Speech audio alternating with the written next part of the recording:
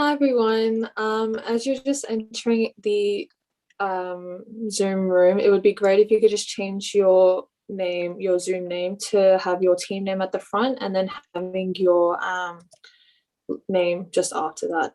And it would also be really great if you could just also fill out this ARC attendance form that we've just put into the chat. Vivian, Wang, whenever you're ready, feel free to begin. Sure. All right. So hello, everyone. Good evening and welcome to WIT x PwC Presents Case Competition Finals.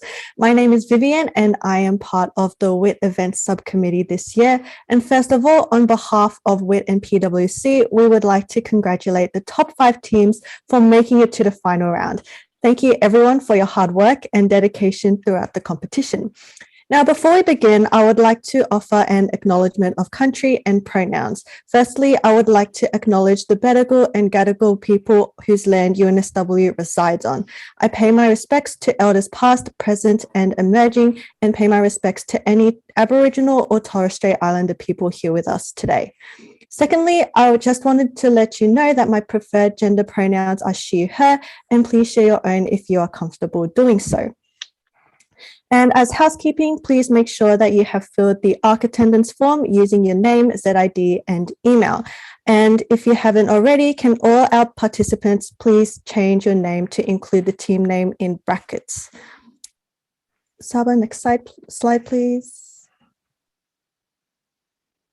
Yep, thank you. So a brief introduction about our society. UNSW Women in Technology is a society of both women and men that advocates for emerging women within the tech industry. After being founded in 2016 and now having evolved into a growing platform of over 2.7K students, we encompass a broad range of various disciplines and university stages. Our ultimate aim is to facilitate a smoother transition from university to professional life and cultivate empowered future leaders within the STEM sector.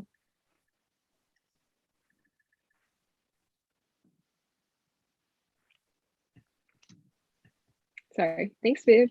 Hi guys, my name is Emily and I'm also part of the events subcommittee in WIT. So for our final round, we are thrilled to be joined by our astounding representatives from PwC. Today we are joined by Stuart, Denise, Lindsay, Margaret, and William. So tonight you'll have the opportunity to hear from all 5 of our judges, and thank you so much to the PwC representatives for providing their time and dedication to judge our teams tonight. And for today's structure, each team will be allocated 20 minutes of pitching time. This includes 7 minutes for the presentation, 10 minutes for the Q&A, and then 3 minutes of feedback. At 6 minutes, we will remind you in the Zoom chat that there is 1 minute left of speaking. So the order of the team's presentation tonight will be first team going is Vector, then team 5, then Kaizen, then team Gazelle, and last but not least, team Ignite.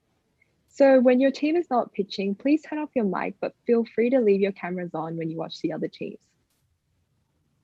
Now it's Vivian. Thanks, Emily. So without further ado, it is time for us to meet this evening finalists and get started with the final round of the case competition. So the first of our finalist team to present this evening is Team Vector. So Team Vector, feel free to share your presentation and feel free to begin whenever you are ready.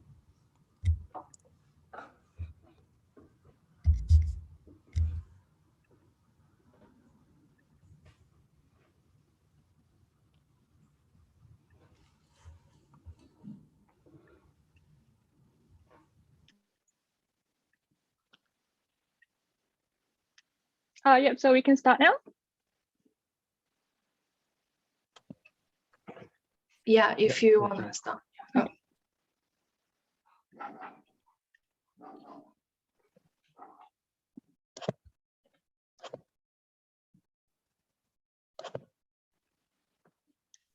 Today, our team will be focusing on the pharmaceutical industry and presenting our technological solution that aims to solve some of the ethical issues in the supply chain and improve transparency. Recently, the Australian pharmaceutical industry has been characterised by a more competitive market, major advancements in technology, constrained budgets, and increasing scrutiny from payers, regulators, and the community. The factors likely to drive growth in the next 5 years include the growing burden of chronic diseases, the aging population, and increasing investments in research and development for novel therapeutics. Since 2020, healthcare expenditure has increased substantially due to the outbreak of the COVID-19 pandemic. It is estimated that the market for prescription drugs is expected to grow significantly in the next 5 years. Further, the development of drugs and vaccines that are temperature sensitive has led to a growing demand for cold transport. The main ethical issues facing the industry include unethical marketing, inhumane testing, the use of AI and big data leading to invasion of privacy, and a lack of transparency in different stages of the supply chain. Now moving on to industry needs. Currently, there is a need for a more transparent and efficient supply chain, customer-centric technology, reliable delivery of content, and the control of the quality and safety of drugs. This is an illustration of the different stages in the pharmaceutical supply chain, starting with the product research and development and ending with the consumers. The problem statement involves incorporating technology to ensure and maintain an ethical supply chain whilst providing transparency to our consumers. Now over to Joyce, who will introduce our solution. So our solution is to create an application called Meditic that has blockchain integration. So this allows the consumers to track information in the supply chain. And it is characterized by 3 core functions: regulate, recommend, and report. So Meditic utilizes blockchain technology, which automatically encodes and records information throughout the supply chain. So this will be, if you scan the QR code, this information will be accessible and verifiable by all permission stakeholders. So for example, manufacturers and distributors will have access to data regarding to timestamps, storage conditions, transactions, and verifications, while patients are offered information about manufacturing location and drug effects. So as you can see, consumers could verify the safety of their prescribed drugs through a supply chain safety checkup by scanning the QR code on the packaging. This tackles the ethical challenge of low transparency, as Meditic provides information with regards to time, safety, pricing, and effects. For instance, location and quality verification information can minimize chances of counterfeit or substandard drugs entering the supply chain. Similarly, the app provides the drug's market price for the consumer's reference to combat unfair drug pricing. Additionally, all information is presented in simplified language rather than complex medical jargon, which increases its accessibility towards the general public. Furthermore, Meditic regulates unethical marketing with an overprescription checkup.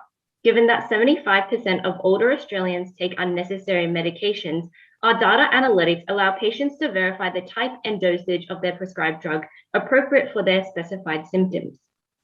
Here, the system automatically regulates unnecessary medications once the patient scans the e-prescription QR code. Meditic has a data-driven symptom drug matching system, which recommends drugs with similar effects. By choosing plan level, our app will provide a suggested medication and dosage level. Consumers can scan the drug name and barcode to get information related to drug properties. This can help patients increase their knowledge of the drugs and compare similar products, rather than relying purely on the doctor. If through the app, the patient finds that the doctor has prescribed an unsuitable drug or an alternative drug is available, they can continue to communicate with the doctor to achieve the most effective treatment.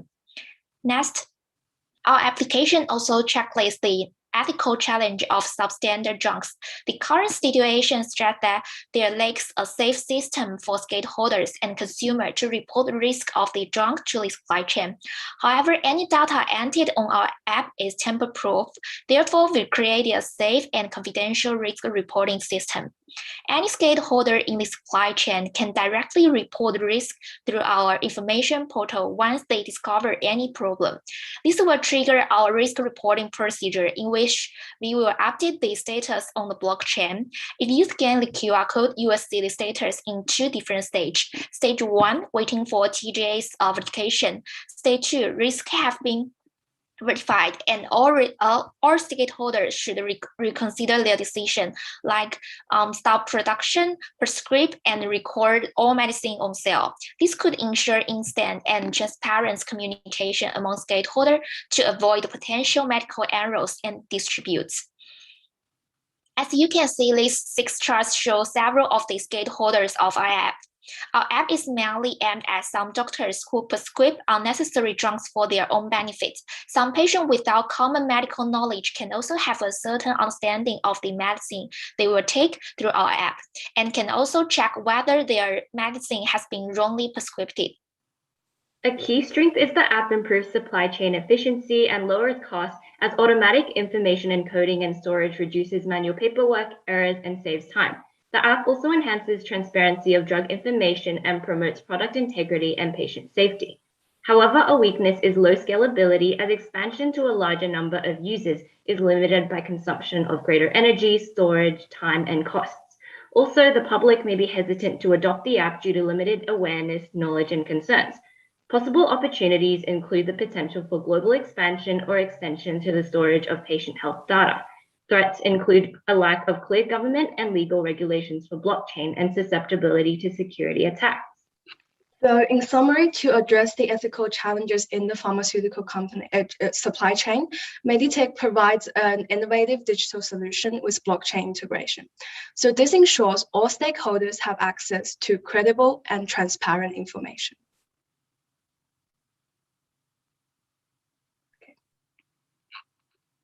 Thanks, Team Vector, for the presentation. And it is definitely some interesting idea about how blockchain technology could be deployed within the pharmaceutical supply chain. And now I'm going to hand over to our judges for questions, as well as some feedback that they would like to offer to Team Vector on their presentation. I can start with a question. I think, yeah, it's a great solution, and it's stuff we're seeing kind of come to market practically at the moment. And then some of the challenges we've seen our clients face is, with the many stakeholders involved in the supply chain and many solutions out there, how is your solution going to differentiate and become a bit more universal? We see this where maybe a pharmaceutical brand will have their own application of a blockchain for the same reasons. But then, there are many pharmaceutical brands out there. There are many stakeholders within the supply chain, and how will you get some sort of mandate for the usage of your application?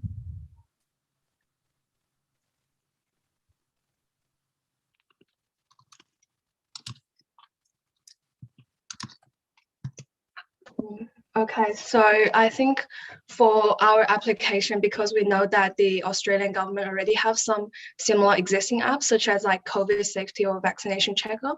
So we know that all of these applications are very popular, but we have our unique value proposition, which is safety. We focus on the safety of the drugs. So therefore we want to we hope that this app will be run by trusted authorities, for example, like Department of Health, so that everyone can trust the information on our platform. And then we think that our application also integrate like different sort of service that the customers actually need. For example, like we have over prescription checker and the other tracking information as well. So we think like if we integrate the different services together in one app and make it easy to access for all customers, that will be how make us different from the other apps. Yeah, and the target of our app is more focused on the patients. So we are maybe more focused on provide maybe some easy understand medical information to general public. So no matter maybe there are many app provide more information, but I think if our app can show more maybe that the general public more reliability needs. So I think maybe it's good for, yeah. Thank you for those answers. If I could just ask more of a pitch question.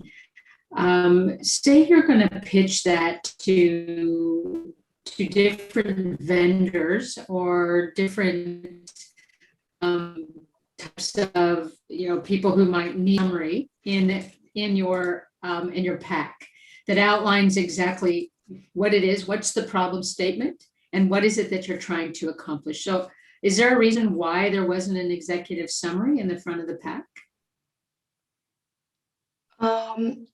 I think we have added like an executive summary slide. So maybe we didn't provide specific details, but we sort of have some outlines like integrated in our solutions. Okay, so it's always important to shape when you pitch, right? So, drafting the problem statement, your objectives, and what you hope the audience will understand. Make sense? Yep. Thank you. I guess from me, you're tackling a lot of angles with your app that you've pulled together. One of them was around identifying whether the medication was wrongly prescribed. Do you see any potential legal challenges or ramifications of telling someone medication's been wrongly prescribed against a doctor's order?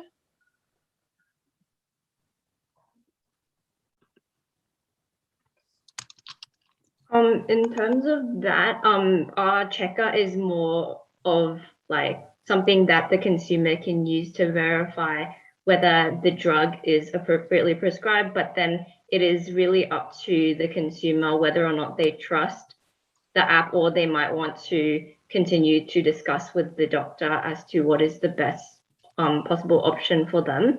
So we don't recommend the consumers to entirely rely on the app and not on their doctors at all. So we're not trying to do that, but we're just trying to provide them with another means of checking whether the prescribed drug would be suitable for them. No worries. I just think when you're pitching, just careful of your vernacular that you're using, because wrongly prescribed suggests that you're suggesting the doctor was incorrect. So there might be some legal implications on that. I just had a quick question with regards to cost implications. Who's paying for it, and how would the structure work? I mean, you don't have dollars, but did you have some sort of pricing methodology or structure in mind?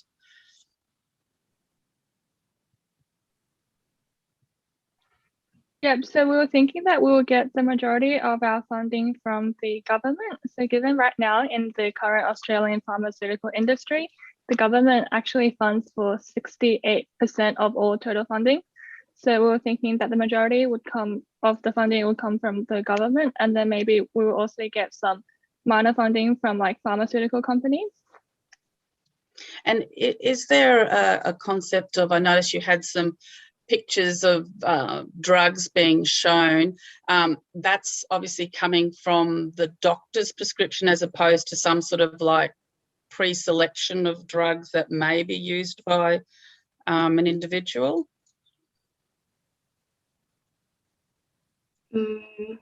So you mean like the source of the drugs? Yeah, I was just wondering how they were being populated into it. Was it directed by a doctor, or it wasn't sort of any sort of advertising type approach? I think in terms of the drugs, they should have been entered in with partnership with the pharmaceutical companies because it's how the data gets entered into our app. So it starts off with the pharmaceutical companies, and throughout their production, that's where all that information gets encoded. And yes. Just on that one, do you envision any costs for the pharmaceutical companies when they're adding these medications into the system, into the solution? Or who would be responsible for making sure that every new medication that Pfizer or whoever else produces gets added to the this catalog or this registry of medications? We were attempting to basically try to record all this information throughout the supply chain. So when that product gets manufactured, it'll be entered into the database. So that's how we keep track of all the information, I guess.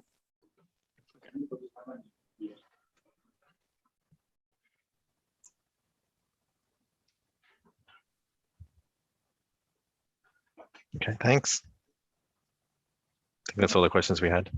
Perfect. Thank you so much. And I guess also thank you, Team Vector, for your presentation. And now I guess we'll move on to our second team, Team 5. So feel free to share your screen and get started whenever you are ready.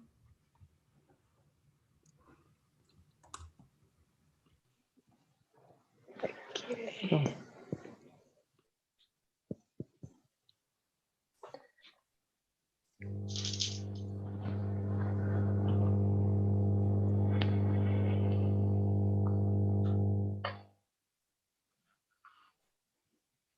Yep, you never. Oh.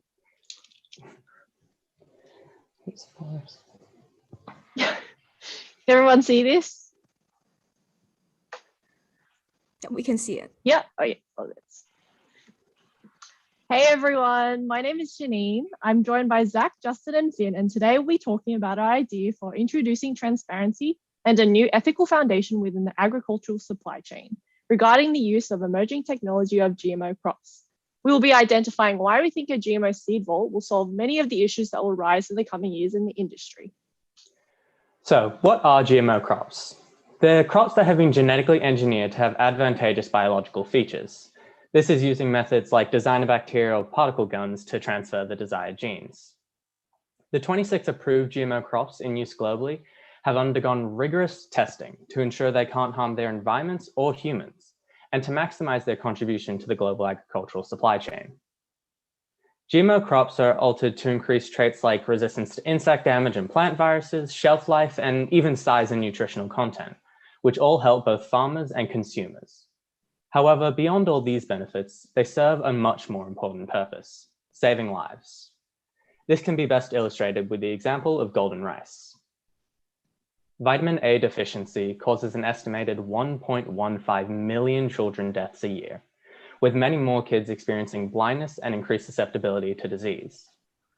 Golden rice is genetically modified to produce vitamin A, and by delivering it to developing countries where VAD is common, the Golden Rice Project is set to significantly reduce the rate of VAD syndrome and save thousands, if not millions, of lives. Ultimately, we have a moral obligation to support the GMO industry in order to allow life-saving innovations like golden rice to flourish and spread. Our idea to do this is to make a mutant seed vault. This is inspired by the Harvard seed vault, which according to the website is a long-term seed storage facility built to stand the test of time. It houses over 1 million samples of plant species to preserve biodiversity and genetic information in case of catastrophes like drought or war. It's the ultimate insurance policy for the world's food supply and is offering options for future generations to overcome the challenges of climate change and population growth.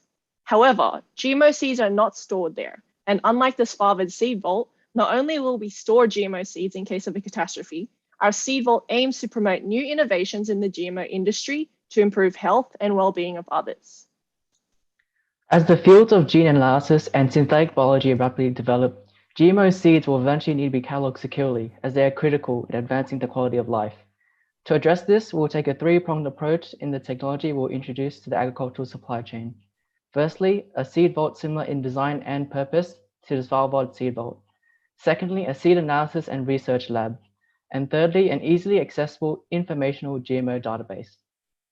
The main vault will be secure as possible to reinforce the security and protection of GMOs to make them inaccessible until a global catastrophe arises. Low temperatures and cryogenic storage should be sufficient for the storage of GMOs in the main vault. Extra precautions during the seed depositing stage will be taken to address the issue of cross-contamination. With the world population constantly increasing, specific genetic traits will be heavily favored to increase food production, and issues concerning the safety of GMOs will be sought after by consumers.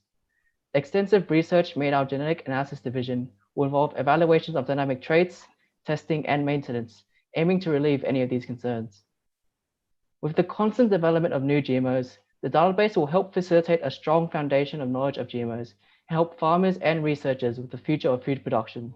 A clear and concise database will be created in order to establish a sense of transparency for consumers, allowing them to discover key information about the types of GMOs they're consuming. Our mutant seed vault has a large emphasis on the pre-production stage in the supply chain so that consumers down the line can have access to information on diverse agricultural products.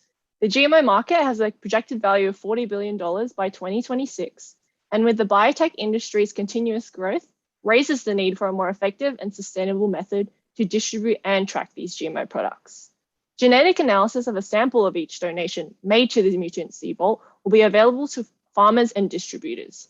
Farmers can benefit from the vault as they are provided the information base for the latest type of modifications that will be available to them for their specific situation and any potential difficulties they'll face.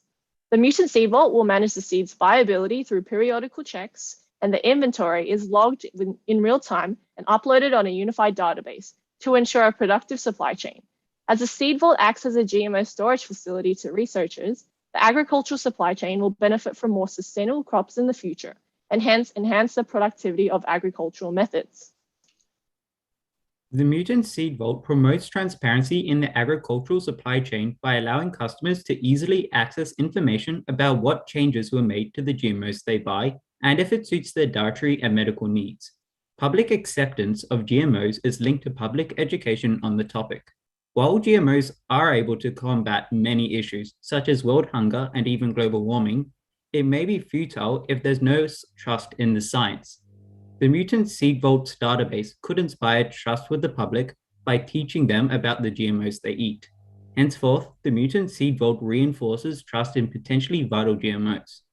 Furthermore, the large database the Mutant Seed Vault provides on GMOs could help researchers fight key issues of world hunger.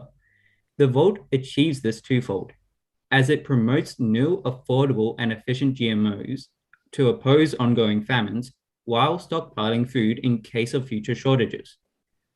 In a doomsday event where the Seed Vault is opened, the Mutant Seed Vault would be the biggest source of genetically modified crops, which would otherwise take a lot of research and time and resources to recreate.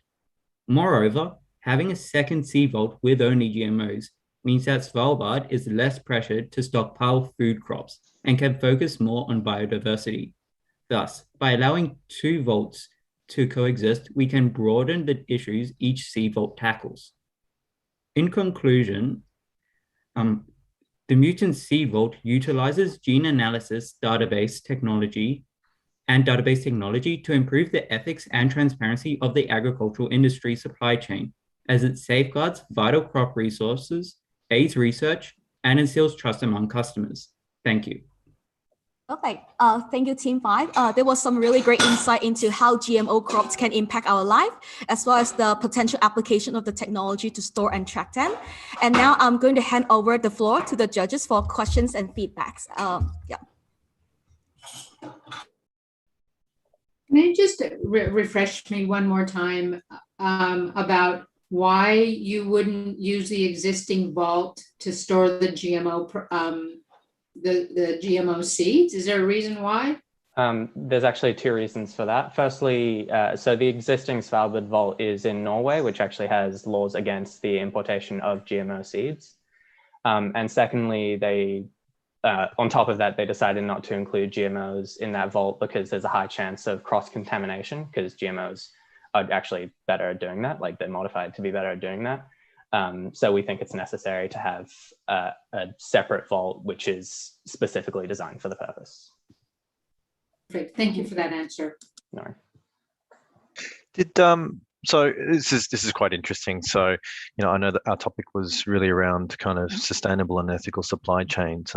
Did you guys look into the counter argument of GMO? Because I think the counter argument, I guess, in the media is stronger than the argument for GMO in a sustainable, ethical, and even moral supply chain. So did you guys consider the opposite side? I mean, I'm a fan of organic food and especially organic eggs and stuff, but did you guys look into, I guess, the counter arguments against GMO? We saw that, as mentioned before, by 2026, there's going to be there's projected 40 billion Australian dollars in the market. Yep. So it's a growing industry, and also it could help people. And we figured if it broadens our options on how we could tackle these issues, and since it's not something that's going to go away, we figured we should promote it to give people the opportunity to decide for themselves. And if it does work, then at least we have this. If it doesn't, then we had considered it. And sorry, just another thing to add to that.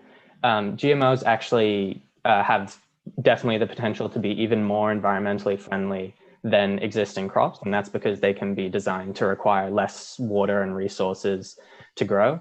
And from a more ethical point of view, GMO crops just have like such a moral importance to exist because they have the potential to solve issues like world hunger, which millions of people are dying from, obviously. So yeah, look, I get the argument from a sustainability point of view, but from an ethical point of view, yeah, are we kind of genetically modifying nature for a purpose? Sorry to jump in again, but yes, our point of view on that was that we've essentially been doing that already for thousands of years throughout human history. For example, corn did not start as a crop that humans could easily eat. It was like thousands of years ago, before we started farming it, it was like something that humans could barely consume, but over many years and generations, we've done that. So really the only difference is that we're taking the technology into our own hands and fast tracking it. So that was our perspective on the matter. Okay. We also felt it's good to have individuals be able to decide the ethics. People could still choose not to have these. This is more for people who are skeptic about it because they don't know what's in the GMOs. Yeah, look, and I think it's a lot around the language, like mutant seeds. I mean, would we want to eat mutant food? And there's definitely that sort of stigma around it. And look, there's something to be said about that, right? Organic food is much more expensive at the moment than your normal food, which is typically mostly optimized through GMO. So, okay, thanks. I'll go the funding question. Obviously, standing this up and managing it for eternity is expensive. How do we plan on funding that? We have actually a few ideas on how to get funding. For one, because of the database, this could be very useful to researchers. So different organizations may want to fund this in order to get more research into the different GMOs. Another source would be actually companies, because if people are a bit worried about eating GMOs, one of the reasons might be because they don't understand what are in the specific ones. So this could be almost like them trying to get more people to trust the company more by showing that, allowing people to see what's inside the actual seeds and the genes. It's similar to how different companies are publishing how much emissions they have produced each year to show their contributions to global warming. This would be the equivalent.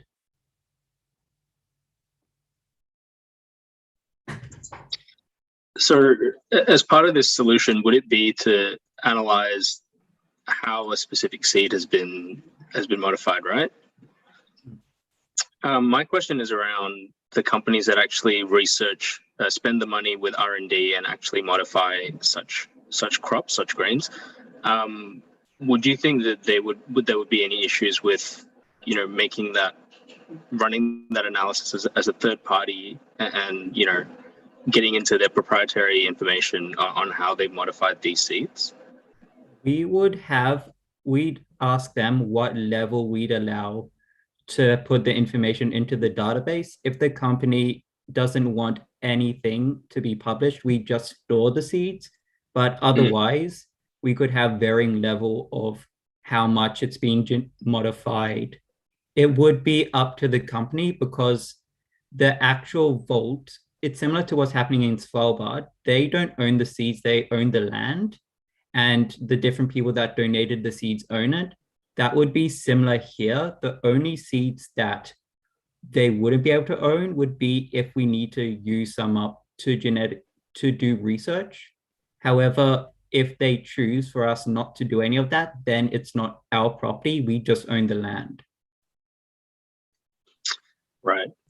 Yeah, I think the concern that I would see, that I would kind of envision, is that because because all of that R&D would be proprietary information, I don't think the companies might be as keen to have that publicly accessible. Although that's one of the that's one of the purposes is so that people are aware of what's going on in that seed and are able to have comfort in the fact that there's nothing. It's not a mutant seed. But I think given that these companies are doing this profit and doing these modifying these seeds for their own I guess advancement, there might be a bit of a legal issue or a legal challenge there as well. But yeah. I just had an interesting one. In the case of a world catastrophe, who do you determine to give the seeds to? How do you, who gets them? It's a bit like the COVID thing happening at the moment. Is it first in, first dressed? Is it the richest country? What's the ethics around that? It would have to be partially determined on the type of event. For instance, if it was something human-made, because a lot of seed banks have been damaged because of wars, then distributing to that area would be a bit difficult. However, if it's from a natural disaster, like maybe a tsunami or water rising, it would depend on a lot of different things. However, because there's a moral obligation to help as many people as possible, the focus would be on what could save the most people or what could get the most out of each seed, as opposed to first come, first serve. Alrighty. I guess that's the end of the Q&A. I think we have about 3 minutes for the judges to give feedbacks to Team 5 on their presentation and solution. Any feedback that you guys would like to offer to Team 5? I mean, I'd just say generally your pitch pace and stuff was great, and it was nice that you introduced who was going to be talking at us for that time period. So that was nice to kind of get to know your names and so forth. So just from that perspective, it was maybe more personable and relatable, and you could digest what was coming. Thank you. I agree with Linda. I think it was easy to follow. Just probably a recommendation or improvement, maybe some more visuals. It was a lot of bullet points, a lot of writing, and some people take in more information if they can see diagrams. So sometimes it's nice to mix the presentations, but yeah, it was really good. I like the pace, like Vince and Mark said, the pace was great. From the last time we saw the presentation, the graphics have improved a bunch, and the color schemes have improved a bunch. And so I think you did a really good job. So thank you for that. Thank you. Thank you. Yeah, I mean, I quadruple all of those feedback as well. That the presentation was perfect.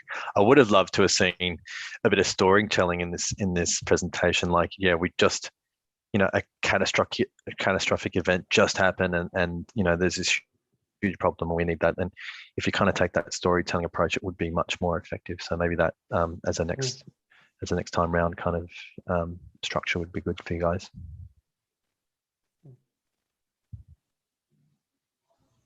Alrighty, is there any feedback that you guys would like to give, or should we move on to the next team? All right, perfect. All right, thanks Team 5 for your presentation. And now we'll move on to Team Kaizen. Feel free to share your screen and begin whenever you are ready.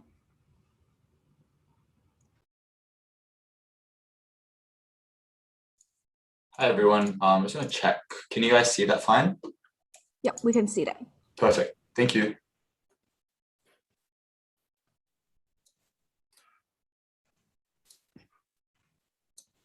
Okay, are we good to start? So I want to do a quick voice check. All Yep. good, Ryan. Good. Yeah, all good.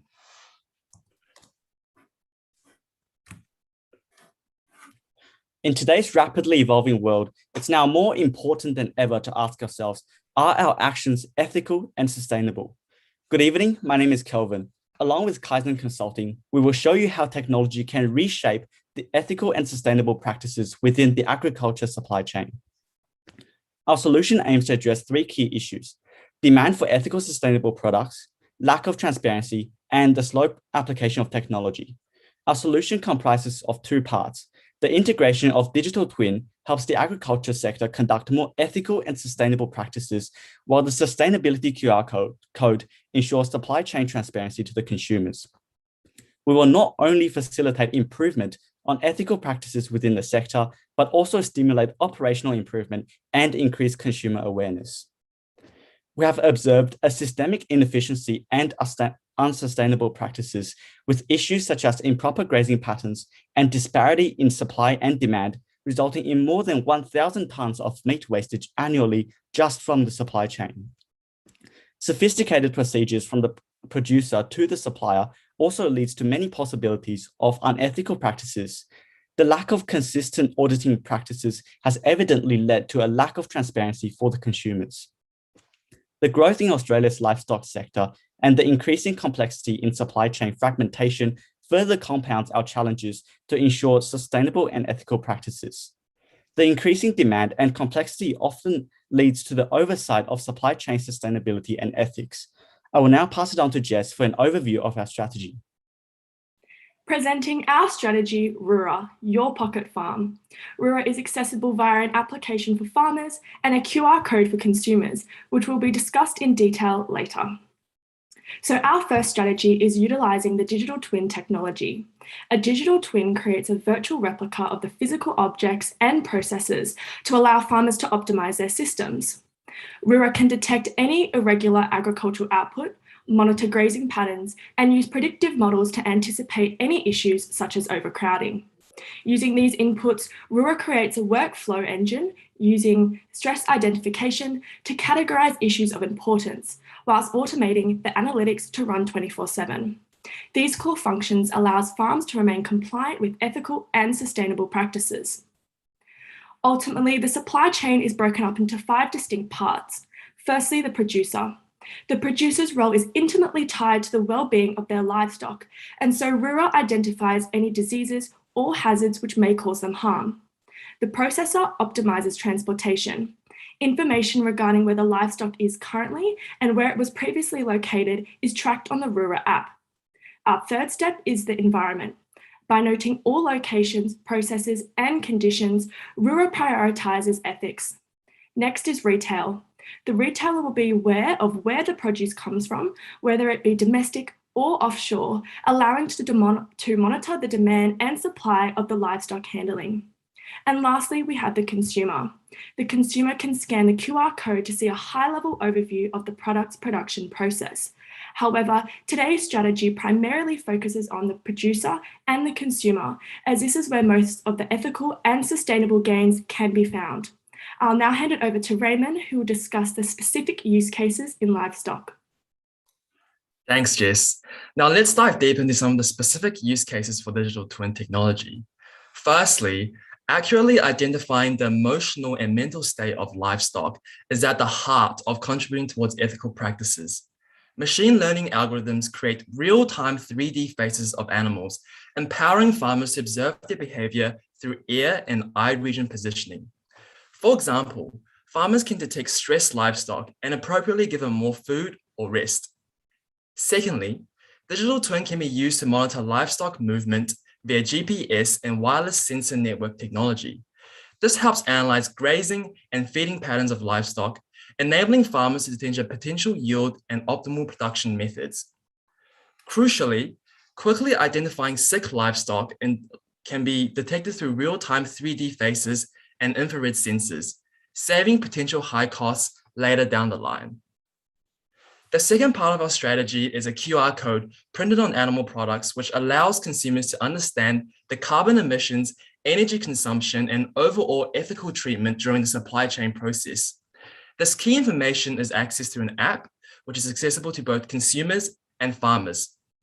Firstly, the carbon emissions tracker will empower consumers to make more sustainable choices through understanding the total emissions produced throughout the supply chain.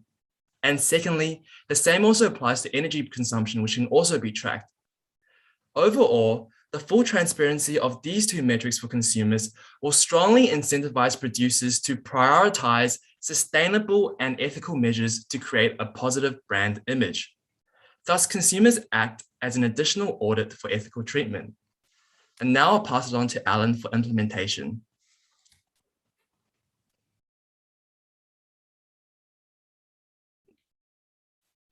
Alan, you're muted. Firstly, we acknowledge that given the dynamic nature of the agriculture industry, an agile implementation for an initial 120 clients would be the most conducive to the successful launch of Rura. From 2021 to 2024, we expect the incremental implementation of a project team, application development, and data assessment. These will be supported by the acquisition of additional clientele and the evaluation of notable KPIs to ensure the successful implementation of Rura. Given this timeline, we expect Rura to deliver substantial impact to supply chain optimization, and agricultural sustainability through 3 metrics. Regarding the quantitative impacts, we anticipate a 12.5% reduction in agriculture labor costs, 20% increase in crop yields, and a 13% enhancement in animal health monitoring. Furthermore, Rura will optimize the seamlessness of the notoriously complex agriculture supply chain and promote substantial ESG metric information accessibility for key agricultural players. This is supplemented by the more integrated, informed agricultural decision-making with respect to crop yields and resource consumption. Regarding the UN SDG goals, Rura will support more environmentally conscious industrialization practices, ecologically friendly communities, and facilitate the restoration of a more sustainable terrestrial ecosystem. We hope to see a Rura farm near you. Thank you, and we will now open up the floor to questions. Perfect. Feel free to stay on your slide so you can share your screen during the Q&A session. So thank you, Team Kaizen, for another interesting solution showing how AI could be used to enhance the agriculture supply chain. So I will hand over to the judges for questions and feedback for Team Kaizen.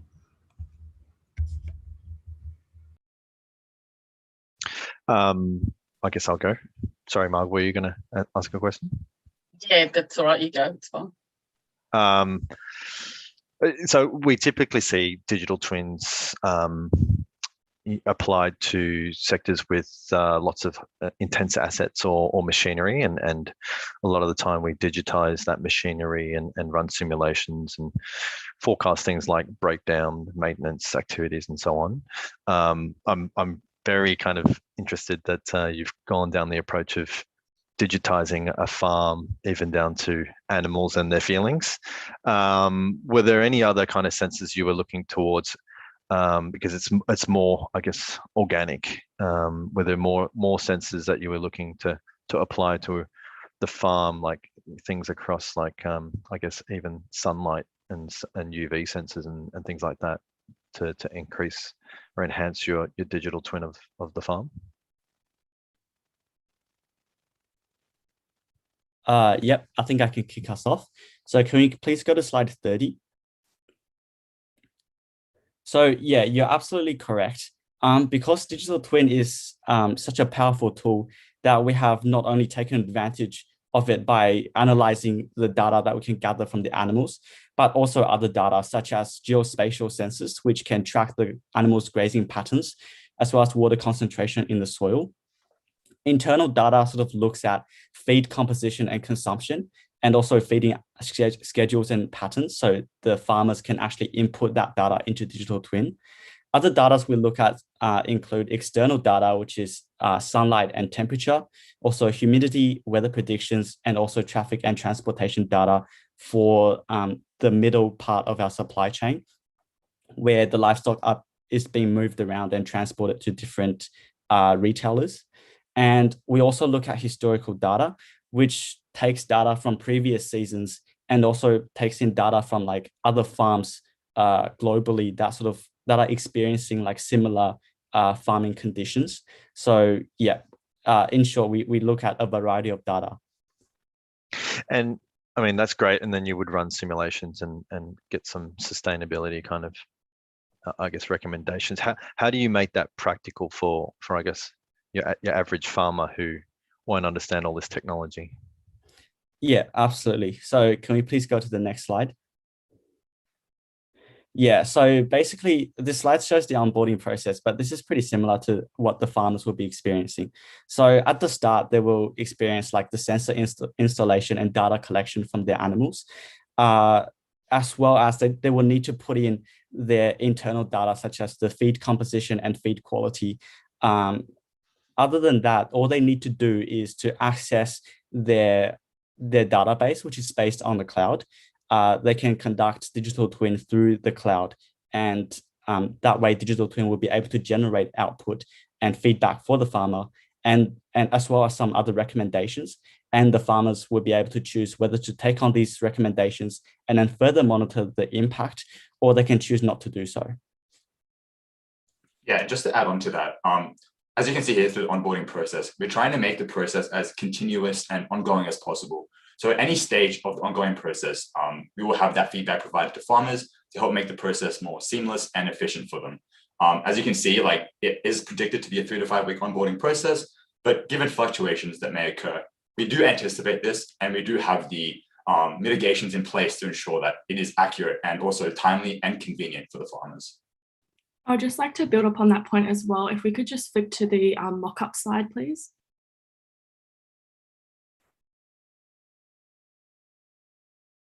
Yeah, so as you can see here, this is an example of the app. And so whilst we understand that the data is quite complex and there is a database required, we have provided these UIs today to show you that it is actually broken down into those specific steps. So it's very clear to see where the issues are within the farm and how they are to be addressed. So as you can see in the lower left side, there's a heat map. So that's a very clear visual demonstration of what needs to be done for the farm. And to the top right, we can see that put into more of a table format. And so ultimately, at the end of the day, this really makes the process for farmers very seamless, as they've got both the more technical side on the top right corner to the really visual demonstration on the bottom left. Thank you. No, that's great. That's a great example. We've done something similar for a winery, so that's really real world practical stuff. Thanks.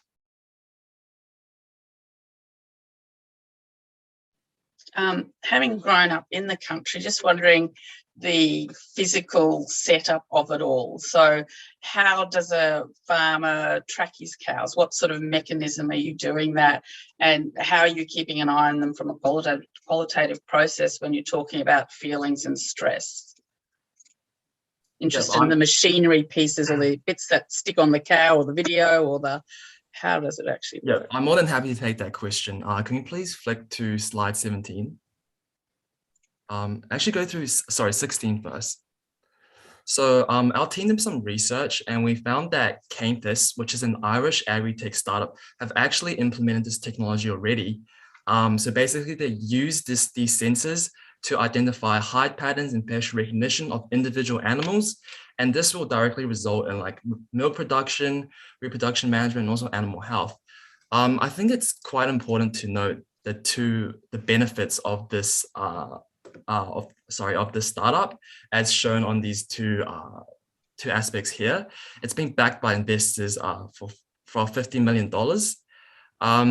If we flick to slide 17, so this is how they actually implement the technology. On the left, you can see that they install sensors within the farm. Usually this is like on the ceiling or like in front of the cows.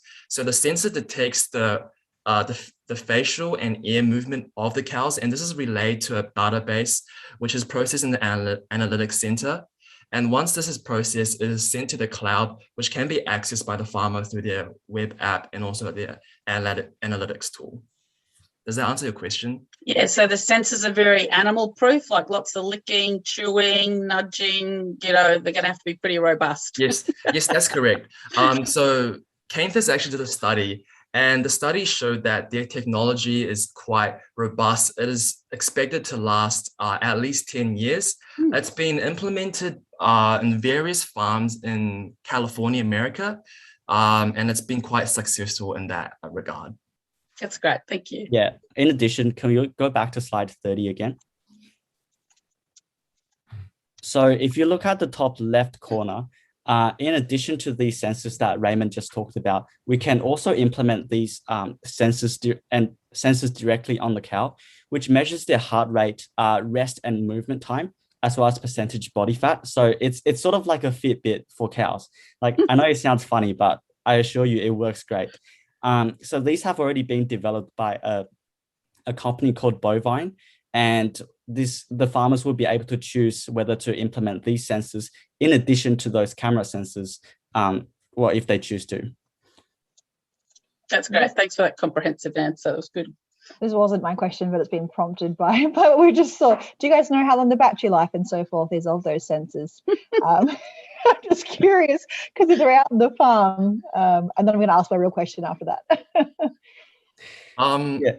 Oh, if you don't go, you can go first. Yeah, so I did the research on the bovine sensors. So the battery life lasts about a week to 2 weeks, which is pretty great. So you don't have to call the cows home like every day to change the battery. And so for a farmer who's not a milking farmer and doesn't call their cows home, my cousins have their cows roaming for months, whatever on end, how practical is that application for a non-milking farm then? Of course, the practicality is going to be a trade-off for the new data that the farmers will receive in regards to the cow's heart rate and stuff, and also monitoring the cows at specific time periods for a week or 2 weeks at the critical moments is very beneficial to the entire supply chain or the entire farming process. So I believe although the battery life only lasts for a week to 2 weeks, I believe there's still a lot of benefit to be gained to implement these sensors for a critical period for about a week or 2 weeks. Okay, practicality. I have a question. Sorry, so I grew up on a farm as well too, and every cow, every sheep, every pig has an ear tag. Did you put any consideration into potentially embedding that chip or your Fitbit technology into the ear tag instead of introducing something new and foreign to the industry? At the moment, we have not considered this, but that's only because the technology right now is not as mature as it would be, let's say 10, 20 years down the track. So at the moment, if we just go back to slide 30, as you can see here, the device looks like a size of a small mobile phone from the early 2000s that's been placed on a cow. But eventually, we hope this technology will improve and mature to a stage that we can embed it into like a chip. All right, I think that's the end of the Q&A session. Feel free to share any feedback for Team Kaizen about their solution.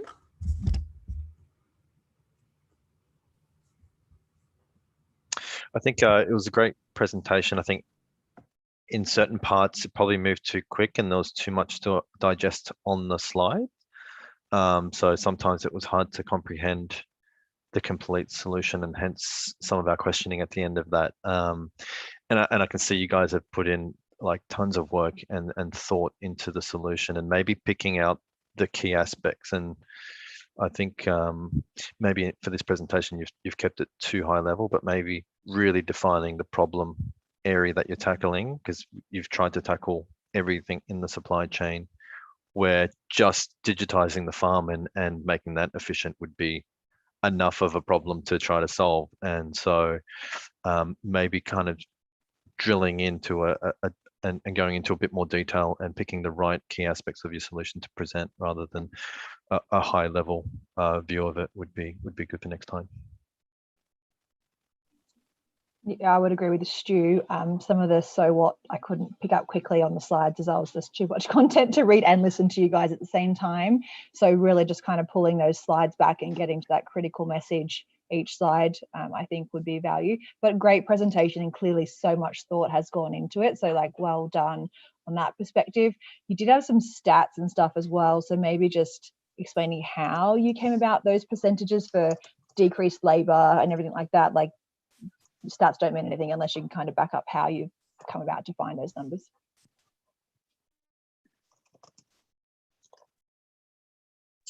Yeah, well done, guys. It's really been well researched. And just looking at that chart of appendix items in the back, I can tell that you guys were really prepared.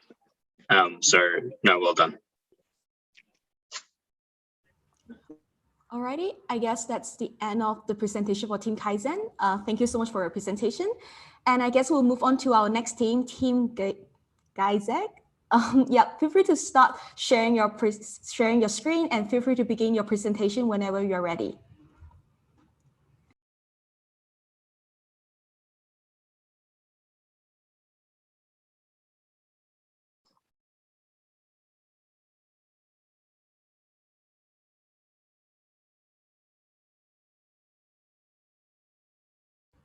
Do you guys have difficulty in sharing your screen?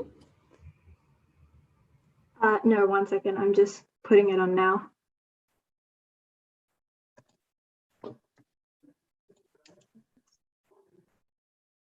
Sorry, can you hear me properly? I can hear and I can see your screen. Okay, cool. 1 second. Sorry.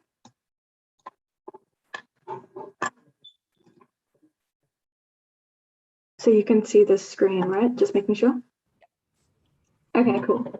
Hi, we're Team Gazelle, and we'll be talking about food screening and safety in the agricultural industry. In the agricultural sector, the need to efficiently improve the perceived quality of produce often clashes with the well-being of the goods, resulting in ethical debates surrounding food safety. Food safety involves handling, preparing, and storing food in a way to best reduce the risk of individuals becoming sick from foodborne illnesses. Contamination can occur at any stage of the supply chain, necessitating transparency and screening. These current challenges faced by the industry arise out of the limitations in the technology used to detect foodborne contaminants. The popular technology currently used in the industry vary in accuracy and efficiency. The agricultural industry needs processes that can more accurately identify the presence of harmful contaminants in a way that is cost efficient and time saving. Thus, the question is raised, how can we implement technologies such as blockchain and next generation sequencing to create a more accurate and efficient way of detecting contaminants in food? Blockchain technology is essentially a database. Individual records or blocks form a chain. A new block is added when new information is added. It is commonly used to record cryptocurrency transactions and to secure medical information. Its decentralized nature means that information entered into this database is visible to all users rather than a single entity, increasing the security of the system. Blockchain technology allows for tracking in each step of the supply chain, from the second it leaves farms to when it reaches consumers. It digitalizes secure records accessible to everyone involved at every stage of the supply chain, eliminating the need for intermediaries. This will allow for more secure records to increase transparency while reducing chances of contamination, leading to increased food safety. Records are accessible within seconds, allowing for fast tracking and removing of only contaminated foods from shelves rather than the whole supply. However, blockchain is not without its limitations. When there is high network congestion, only 4.6 data inputs can occur per second, causing delays when inputting data. Cryptography keys used to maintain the security of data cause difficulty in editing information, meaning human errors are difficult to fix. As a result, issues such as unnecessary mass recalling may occur. NGS utilizes technology that allows for the sequencing of millions of fragments in a massively parallel fashion, resulting in improved speed, accuracy, and scalability of DNA replication. NGS is a hypothesis-free approach, meaning prior knowledge of sequence information is not required. The technology is useful in tracing microbial contaminants entering the food chain and allows for the elimination of pathogens not expected to be present, thus catering towards the need for the elimination of pathogens to increase food safety. However, it has certain limitations. For one, the application of NGS procedures to food screening is dependent on obtaining sufficient good quality DNA, which may be difficult as traces of pathogens are difficult to isolate. Our solution impacts consumers by making the food process more transparent and food safer to eat. This technology further provides farmers and Australian agricultural businesses with the support they need to prove the safety of food, allowing produce to meet health and safety regulations. A 2018 survey determined that clean labels and sustainability were the top qualities consumers expect in foods, with 70% of consumers saying they're willing to pay more for safer foods. For the businesses, this will allow them to increase their revenue as safer foods are more appealing to consumers. NGS, though the application is potentially hugely beneficial for the majority of consumers, has some practical downfalls that prevent mainstream usage. This includes the limitations of software available to process the vast informational outputs. There exist many software tools to carry out the computational analysis of NGS data, each with its own algorithms, thus leading to vast changes in the outcome of the analysis. However, there have been efforts to develop standards in terms of NGS computation, including the FDA-funded effort BioCompute.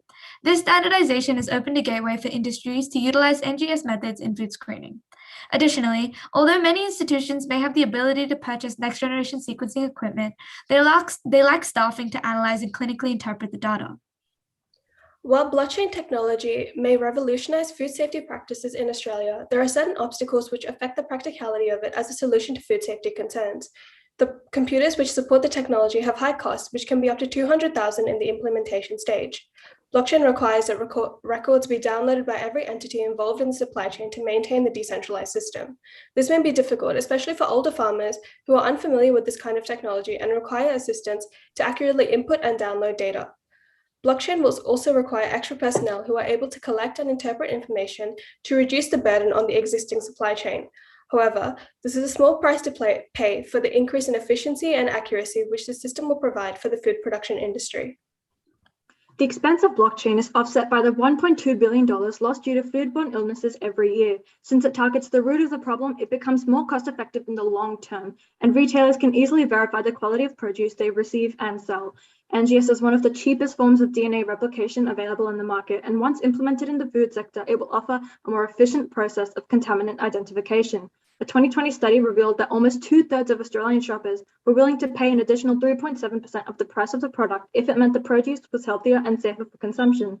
Together, these two types of technology can increase the safety of food products, and thus our solution makes the food supply chain a much more transparent and ethical process. Our technology provides a valid solution to businesses by enhancing the appeal of the produce, promoting to greater revenues as customers become more willing to purchase safer foods.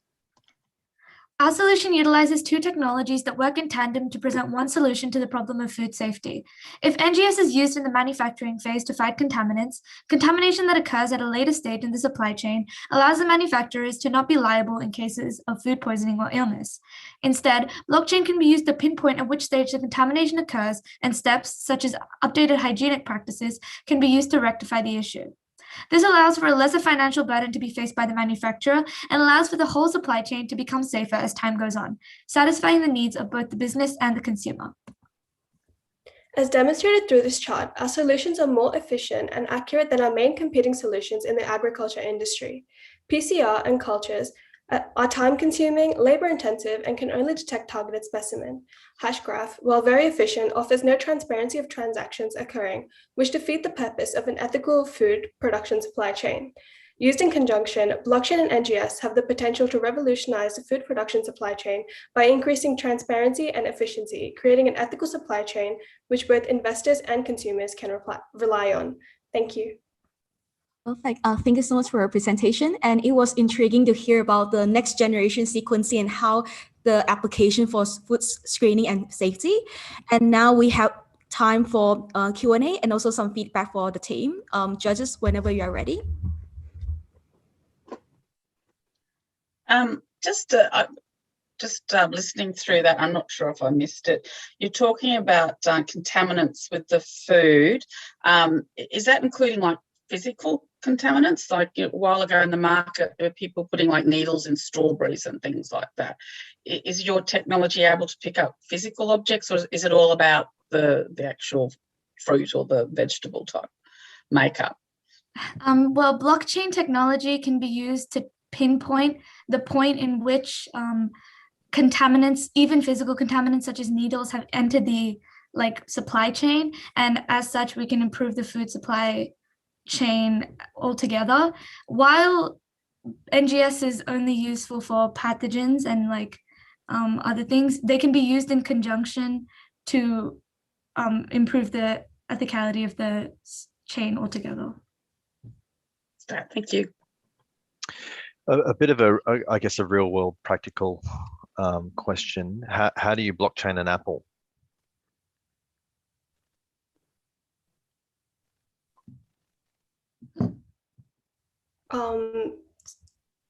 So do you mean could you clarify the question a little bit?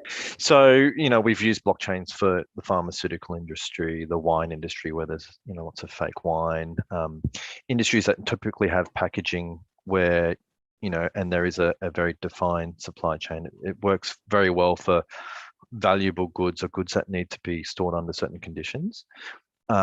We've struggled in terms of, fruit where, suppliers would mix batches. It's very hard to tag and trace that through any kind of blockchain. And I was just wondering, you've got QR codes there.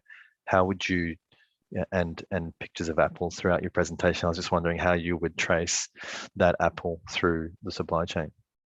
So with blockchain technology, each individual produce item is given a specific ID, which is put into the system, which can trace its whole process of coming from the farm all the way to the producer, to the consumer. Sorry.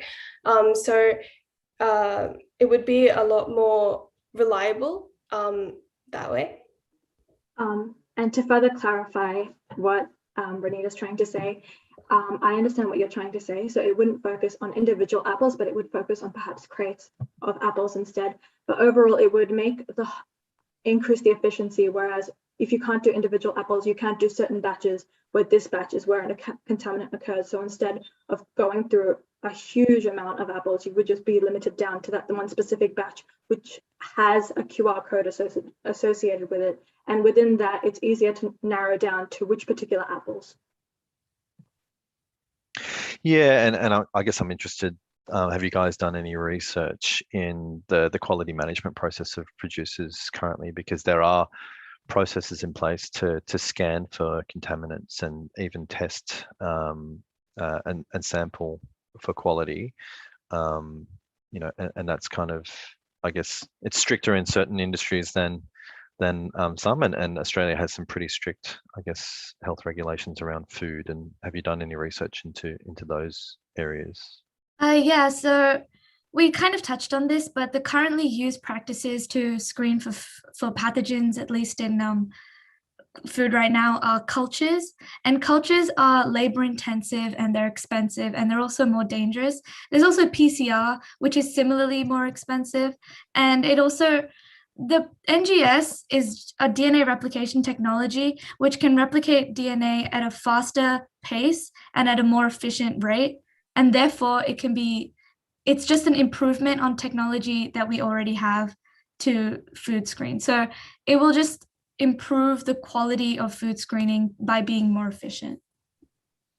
To add on, right now we use practices that are based on cloud-based technology. And as you can see from the amount of the money that is actually spent on treating foodborne illnesses, it's not as accurate or as efficient as it could be, which this technology will aim to improve. Just quickly from a price cost point, farmers don't tend to have lots of money. You said it was quite expensive and it was offset by the end result, which is great for those of us at home consuming the product. But what is the buy-in, or how are we enticing the farmers and co to get on board with this in the first place? So for NGS, we would implement the technology in the manufacturing phase of the food.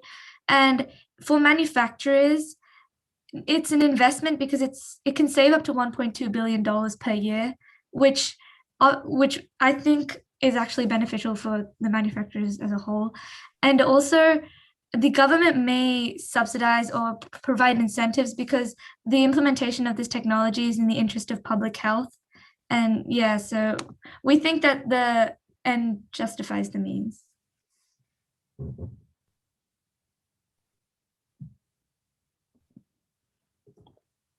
Do we have any other questions from the judges? Or are we good to move on to the feedback session? All right, feel free to give any feedback to the team about their solution and presentation. I suppose I didn't know who was talking. I could hear the voices change, but there was sort of no introduction of who was talking at which slide type of thing, which I think would have been nice. But well done. I like the slides. They were good.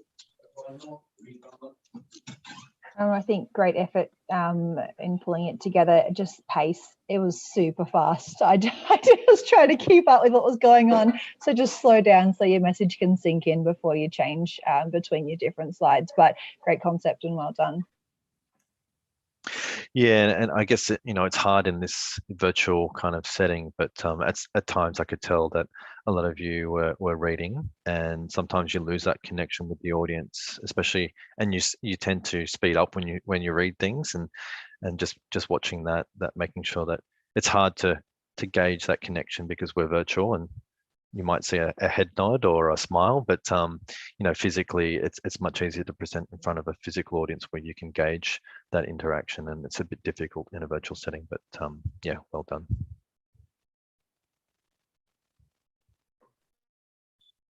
Perfect. Thank you so much for the feedback. And now we'll move on to our next team, Ignite. So Team Ignite, feel free to share your screen and begin your presentation whenever you are ready. Hello. Hello. Cool. Oh, sorry. Do you see the PowerPoint? Yep, we can see a PowerPoint. Okay.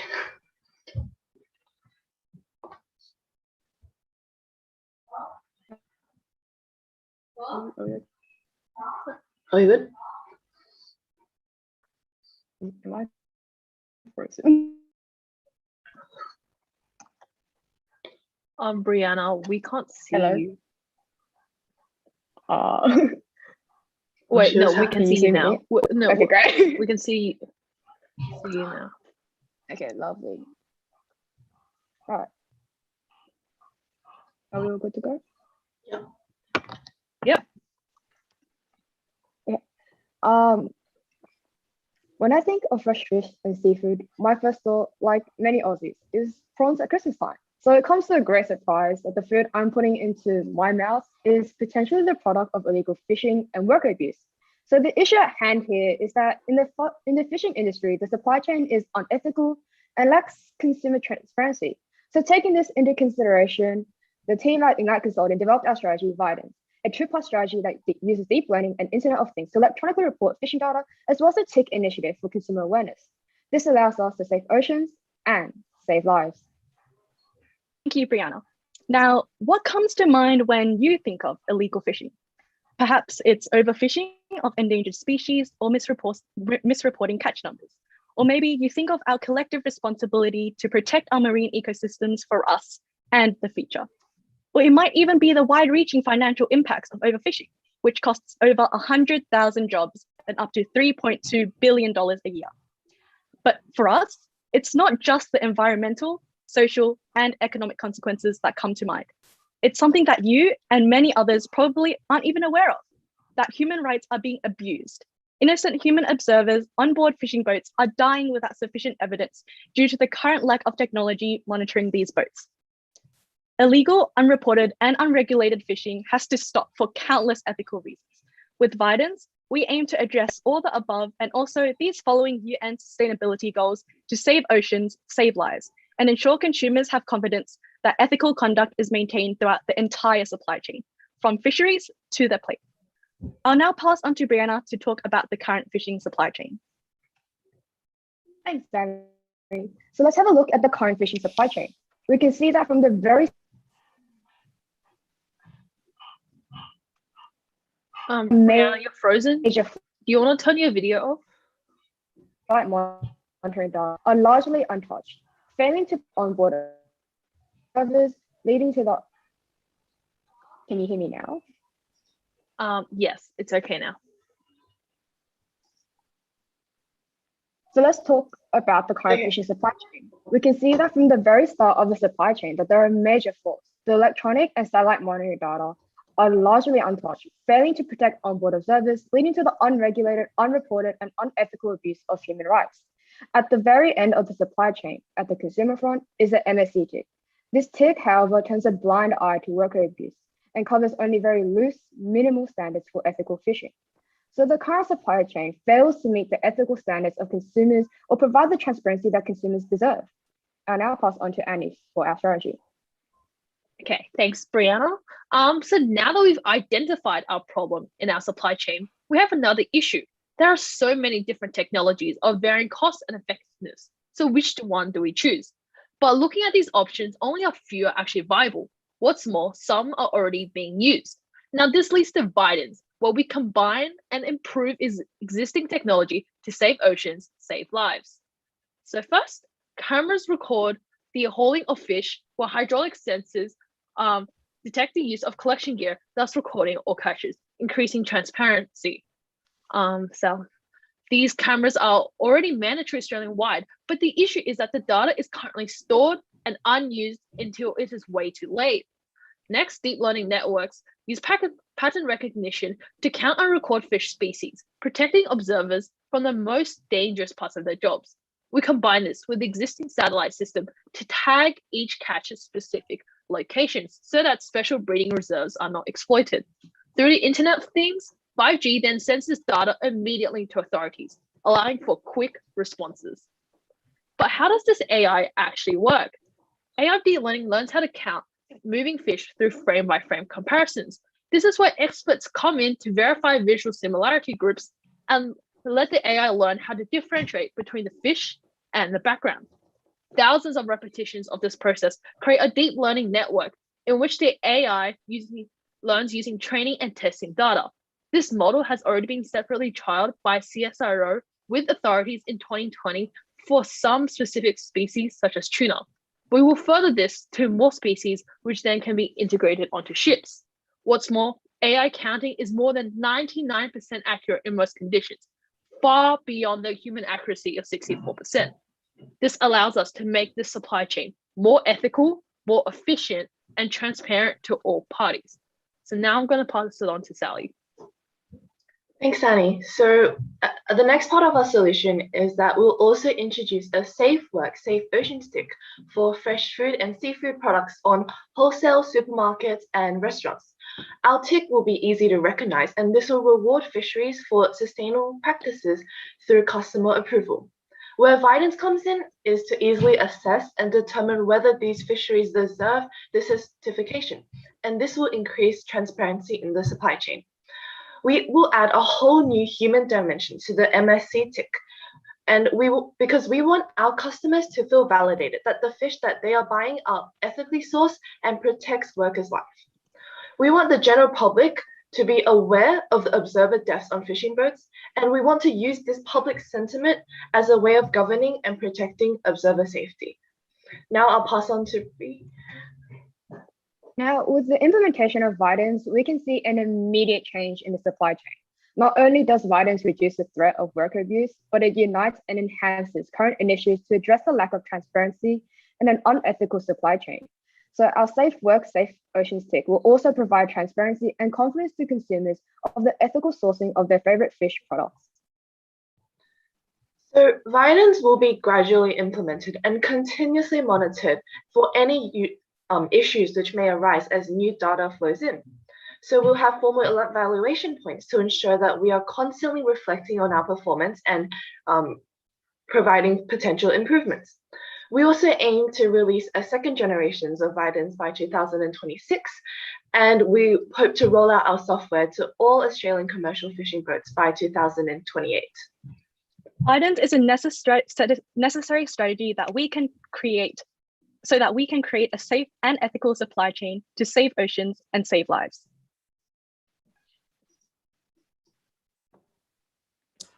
Yep, so that we are finished now. I would like to open the floor for Q&A. Perfect. Thank you so much, Team Ignite. It's really interesting to see how you utilize AI, deep learning, and GPS to ensure transparency for ethical fishing supply chain. And now for the final time, I'm just going to hand it over to the judges for questions and feedback.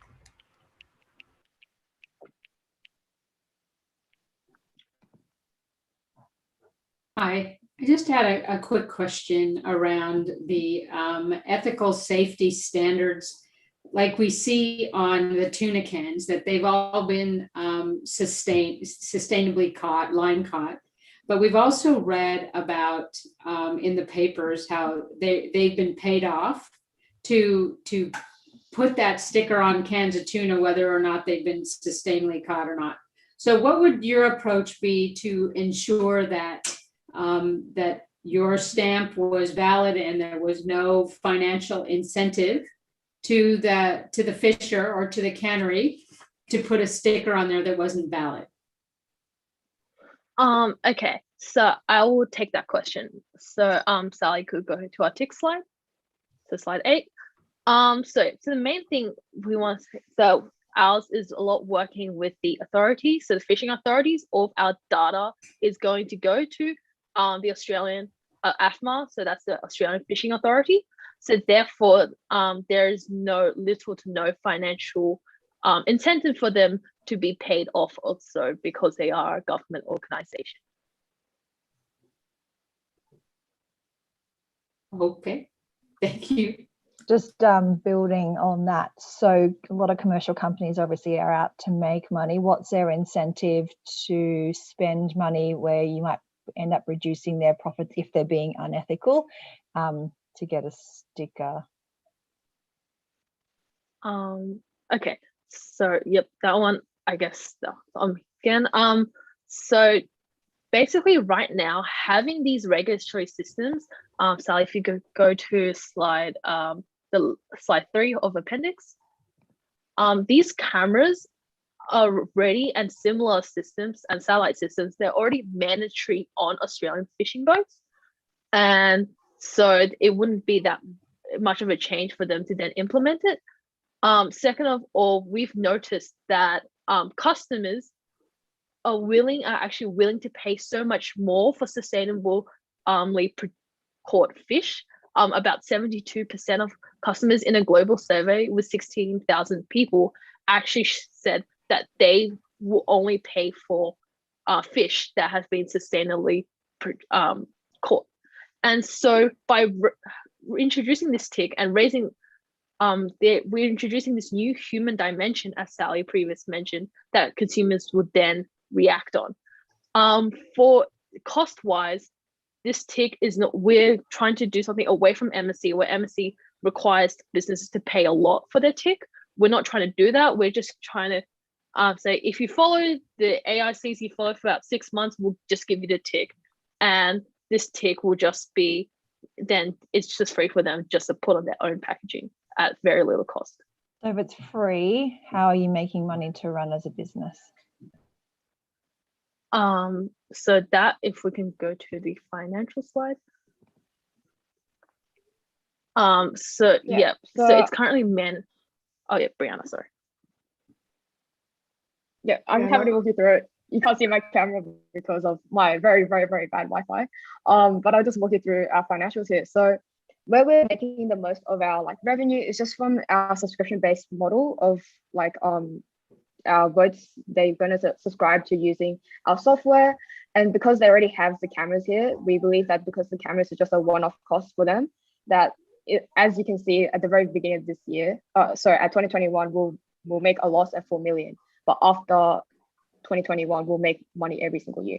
So the way we've just calculated this is just determining the number of boats and just splitting them into small scale and large scale boats. We've obviously excluded personal use boats because there's no need to monitor those, and just applied different subscription fees for both of these boats. I'd just like to add on that the cost of our Viden system is not much more than the original the mandatory system currently in place. The mandatory system currently places about 7,000 per small ship, and ours is only about 9,000 per small ship.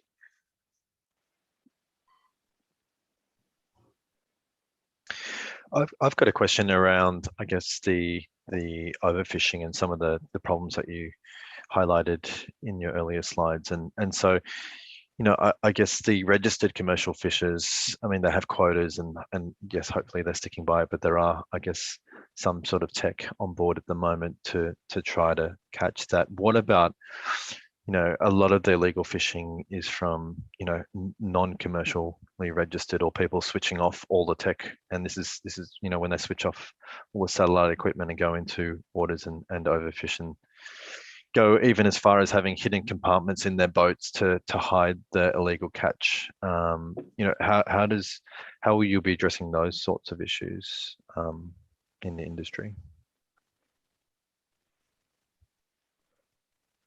So there are obviously many problems which might occur, such as people turning off their cameras, or even if say that turning off cameras wasn't intentional. So our mitigation for those problems is that say the camera is, for example, in your example, that the camera was blocked intentionally, we have a system which alerts the AFMA and the ship's captain.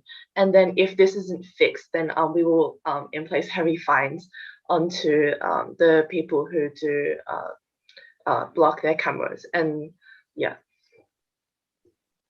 Just to add on into your question about how do we know that they're not having a secret room with fish that they've caught. So currently for all substantial commercial fishing boats, the ones that actually make the most impact, they must use like significant, or all their movements must make significant sound and vibrations for them to actually use their equipment.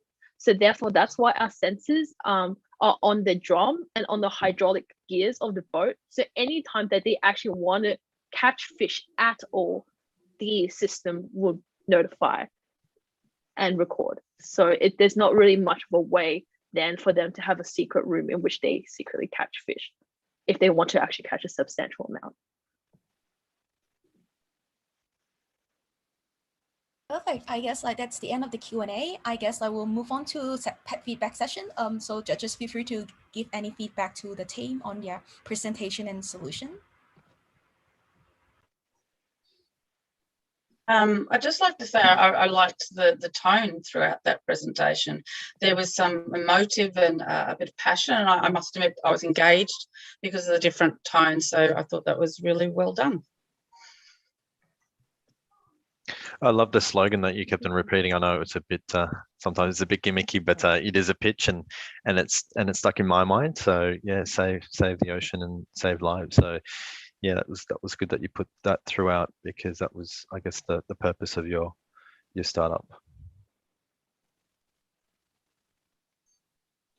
Yeah, I would agree with the guys. Good pitch for sure. I think there was just one link. You kept saying save ocean, save lives. Stuck in my head. Good job.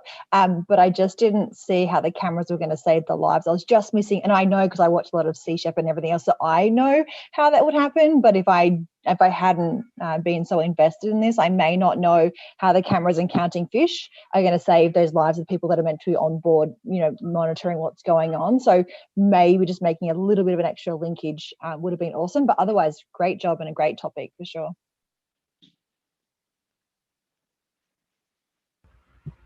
Alrighty. So thank you, judges, for all the feedback. I guess now it's the end of the presentation, and so thank you all the team for presenting the pitches, and we are all agreed that we have seen some really unique, creative, and innovative solution for our top finalists. And now we'll move on to the judges' deliberation, where the judges will deliberate the final winner. So judges will now place you into a breakout room where you can have some discussion about the top 3 winners. And for all team, feel free to take a small break and come back onto the Zoom call. So we'll be announcing the winner in around 25 minutes, which is at 7:30 p.m. So yeah, Saba, whenever you're ready, feel free to move the judges to the breakout room.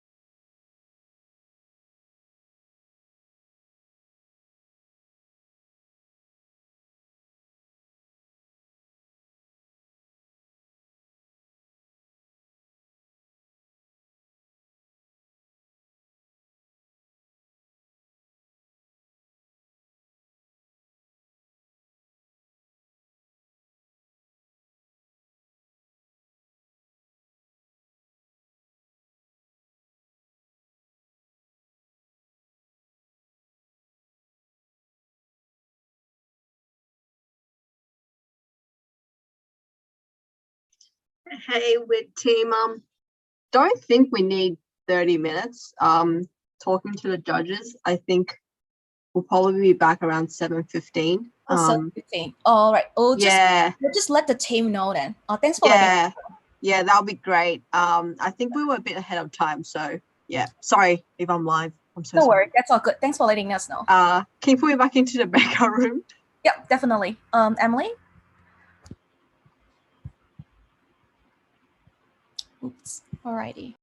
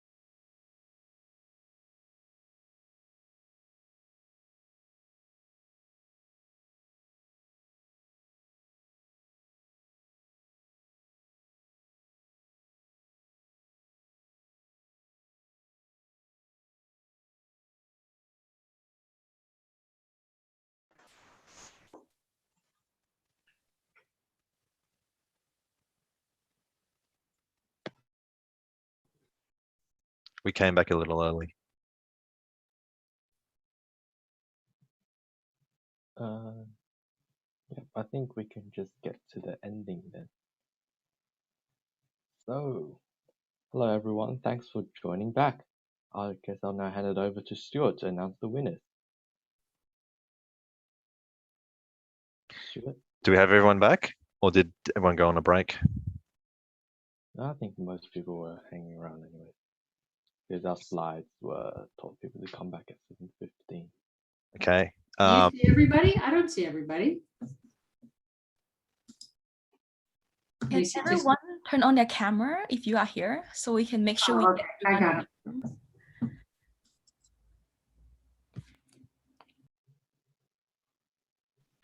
All right. Also, sorry, if possible, if some team members aren't here, could you text your team members to come on? Because I see there's a bit fewer participants right now.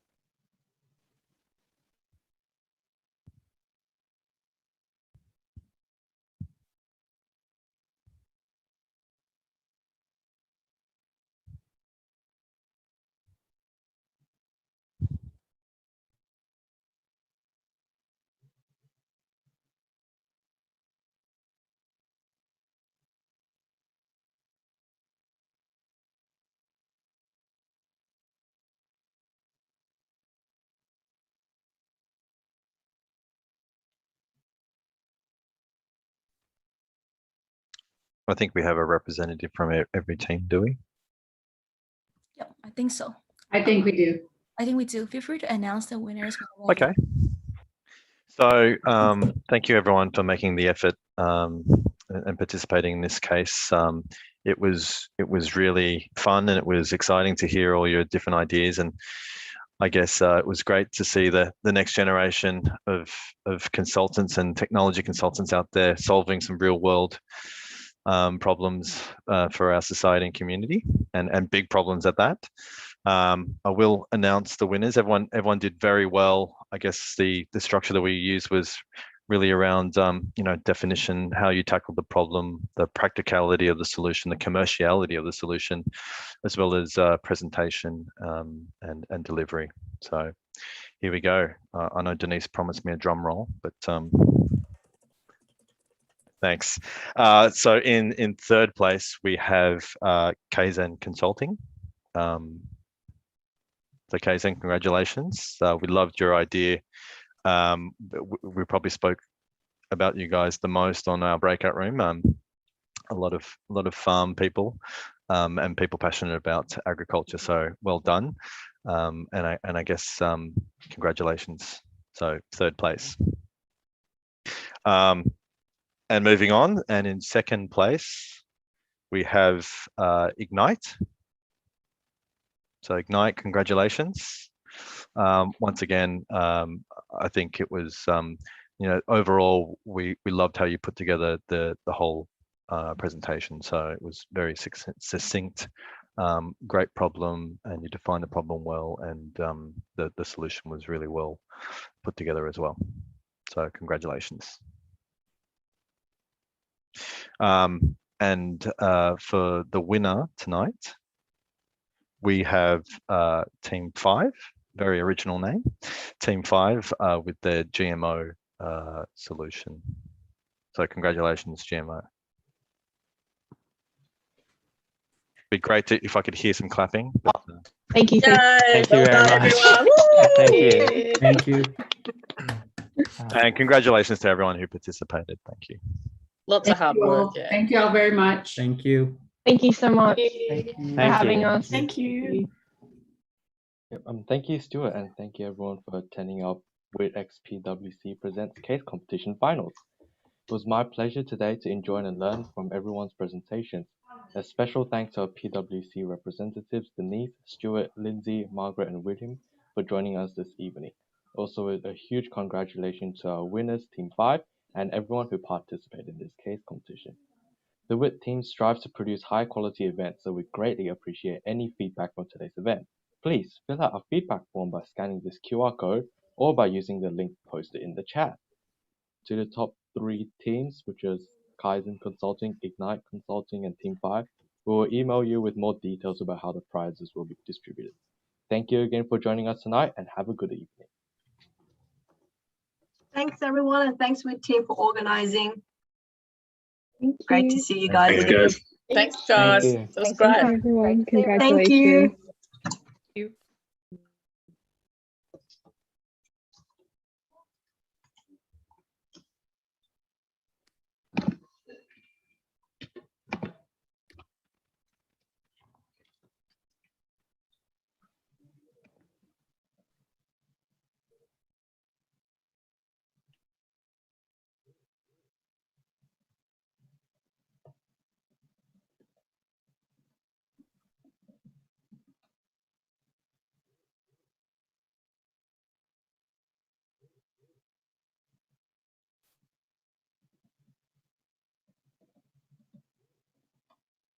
Nishmi, are you still in the call? Oh, Nishmi's not. Okay. Hi Renita. Sorry, we were a bit ahead of schedule, so we've actually already announced the winners. Emily, is there any participant still in the Zoom call? Yeah, there is. There's a few still. Oh, okay. Yeah, I think you need to ask them which team they are in. So like, they just left. So maybe we can make an announcement on the group chat, like the Facebook group later. So and tag the winning team. I'm just gonna put Team 5 Zach into the waiting room then. Sounds good. Thanks so much, guys, for organizing. I know it's a lot of